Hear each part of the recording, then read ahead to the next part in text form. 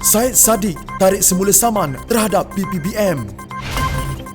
Siapa dalang di sebalik dokumentari Al Jazeera? Amanah jemput Syed Saddiq sertai parti. Selepas anak, kali ini Setpol Mat Sabu pula ditahan.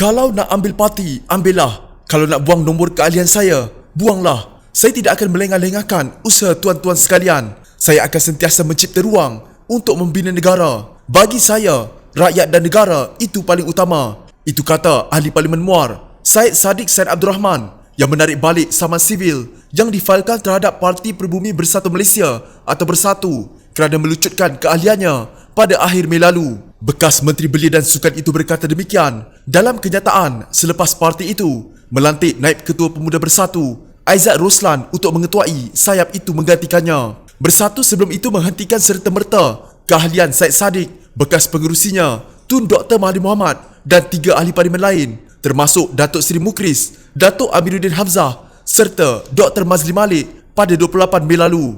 Ia dibuat atas alasan mereka duduk bersama Blok Pembangkang pada sidang Dewan Rakyat 18 Mei lalu. Susulan itu, 5 ahli parlimen itu bersama bekas Setiausaha Agung PPBM Marzuki Yahya memfailkan saman untuk mencabar keputusan parti itu melucutkan keahlian mereka pada 9 Jun lalu.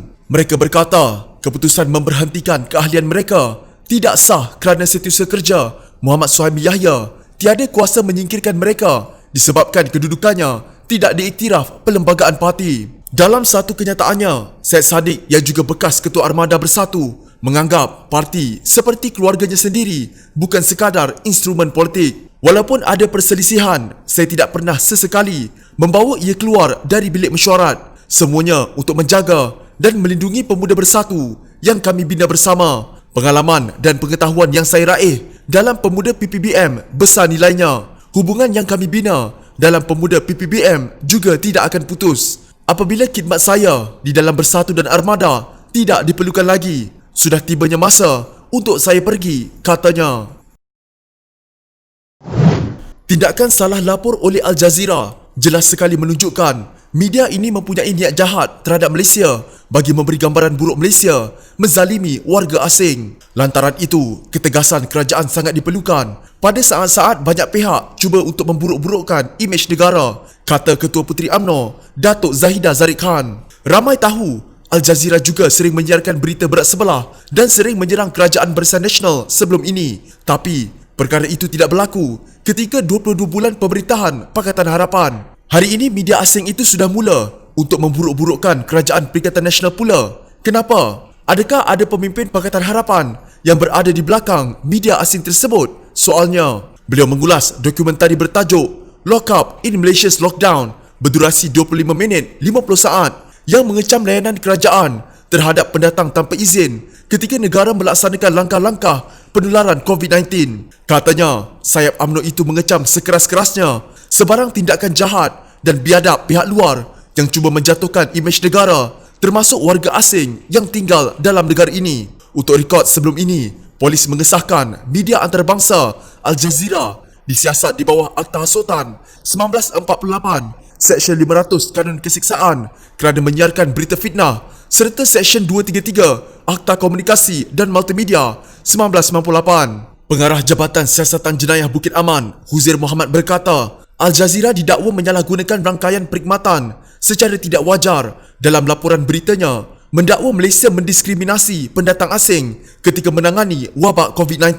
Sehingga hari ini, polis menerima 5 laporan polis dan mengenal pasti beberapa individu yang terlibat untuk membantu siasatan kes ini. Polis akan memanggil wartawan Al Jazeera serta semua yang terlibat dalam membuat liputan berita dimaksudkan itu dalam masa terdekat, katanya dalam kenyataan. Jumaat lalu, Al Jazeera menyiarkan episod Lock Up in Malaysia's Lockdown menerusi program 101 East. Dalam program selama 25 minit itu, Al Jazeera menduduh Putrajaya menggunakan alasan kesihatan dan keselamatan awam untuk menangkap mereka yang tidak memiliki dokumen perjalanan sah. Huzair berkata, laporan tidak berasas dan berat sebelah itu menimbulkan kegusaran serta kebimbangan majoriti rakyat negara ini, seolah-olah kerajaan berlembut apabila ia menyiarkan berita tidak benar mengenai kejayaan Putrajaya membendung penularan COVID-19. Polis ingin menegaskan tiada pihak yang akan terlepas daripada sebarang tindakan undang-undang sekiranya ada cubaan pihak tertentu memburukkan imej Malaysia di mata dunia. Terdahulu, Ketua Polis Negara Abdul Hamid Badur dilaporkan berkata Al Jazeera akan dipanggil untuk disoal siasat susulan laporan polis berhubung laporannya yang mendakwa Malaysia mendiskriminasi pendatang asing. Ketua Pemuda Amanah Syazni Munir Muhammad Isnin menjemput Syed Saddiq Syed Abdul Rahman dan anggota pimpinan Pemuda Bersatu Armada yang dipinggirkan daripada parti menyertai Amanah. Pelawaan itu dibuat selepas Armada mengumumkan Naib Ketuanya Aizat Roslan dilantik sebagai pemangku ketua. Susulan pemecatan Syed Saddiq, Ahli Parlimen Muar daripada Bersatu serta ramai anggota pimpinan Armada yang mungkin diketepikan, Pemuda Amanah ingin mengajak seluruhnya untuk bersama-sama berjuang dalam amanah, katanya dalam satu kenyataan. Syed Saddiq digugurkan keahlian partinya pada 28 Mei lalu. Bersatu mengisytiharkan keahlian Ahli Parlimen Muar itu dan beberapa lagi anggota parlimen yang menyokong Dr. Mahathir Mohamad sebagai terbatal kerana duduk di bahagian pembangkang ketika sidang Dewan Rakyat pada 18 Mei lalu. Sejak menghadapi PRU14 sehingga ke hari ini, Amanah terus bekerjasama dengan kumpulan Bersatu pro Dr. Mahathir, termasuklah Syed Saddiq.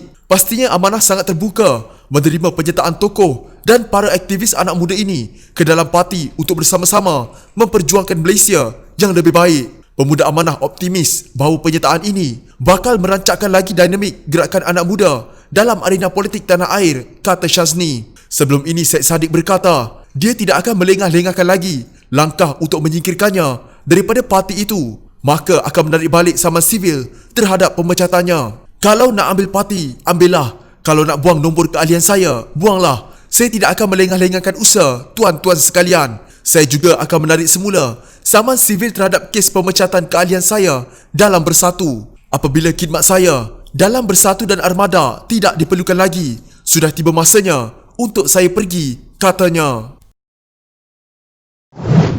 Suruhanjaya Pencegahan Rasuah Malaysia atau SPRM menahan reman seorang bekas setiausaha politik kepada bekas Menteri Pertahanan Muhammad Sabu dalam siasatan membabitkan projek selenggaraan sistem keselamatan negara bernilai lebih RM56 juta.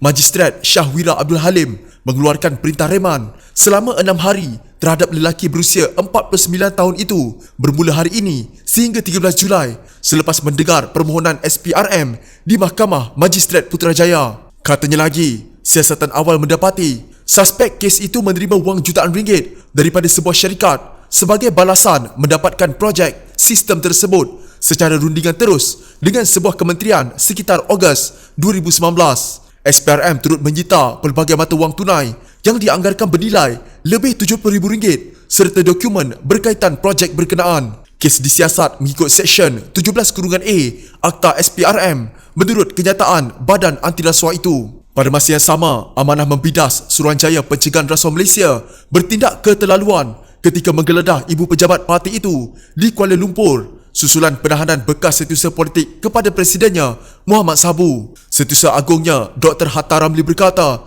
agensi anti rasuah itu menggeledah Wisma Amanah tanpa mengemukakan waran geledah kepada pegawai keselamatan. Apabila ditanya, mereka menjawab waran itu akan diserahkan kepada Azhar Mat Dali, setiausaha politik Presiden Amanah yang telah dibawa bersama, katanya dalam kenyataan. Azhar ditahan di ibu pejabat SPRM Putrajaya pada 8 malam Selasa selepas hadir memberi keterangan dalam siasatan membabitkan projek penyelenggaraan sistem keselamatan negara bernilai lebih RM56 juta.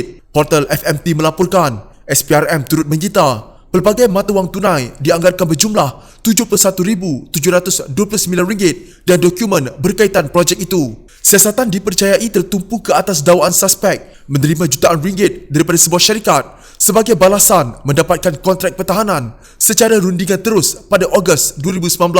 Hatta turut mempertikaikan keperluan mereman Azhar kerana beliau mampu memberikan kerjasama sepenuhnya terhadap siasatan SPRM. Hanya sekiranya beliau tidak hadir bila dipanggil dan tidak memberi kerjasama kepada SPRM, mungkin ada alasan untuk dia direman. Katanya, Amanah menuntut SPRM bersikap profesional dalam menjalankan siasatan mengikut lulas perundangan dan prosedur. Kegagalan SPRM menjalankan siasatan secara adil dan telus boleh menimbulkan tanggapan tindakan SPRM bermotifkan politik dan boleh menjejaskan imejnya. Jika anda mempunyai gejala seperti demam, batuk dan sesak nafas, jangan berlengah untuk terus ke klinik atau hospital bagi menjalani ujian saringan bersama kita tangani wabak COVID-19.